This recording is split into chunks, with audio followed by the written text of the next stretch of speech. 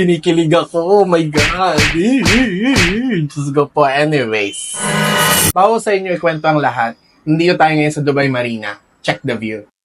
So, ayan yung tram. Nandito tayo ngayon sa Dubai Marina. So, ito yung tram papunta doon at galing doon sa main metro station na malapit doon. So, hindi kayo mahihirap. Kaya kung gusto nyo bumisita dito, DM nyo ako. Anyways, pagpatuloy natin mga mi. Ito ang dahilan kung bakit ako kinikilig today. Isa sa mga ino-endorse natin nagpadala ng sample nila. This packet is coming from High-Tech Opticals from Abu Dhabi City. Marami na kasi akong binisitang mga optical shops dito sa UAE pero ang mamahal nila mga mi, hindi naman ako branded na pagkatao. Unbelievable! But unless may magregalo sa akin gaya nito. Thank you so much.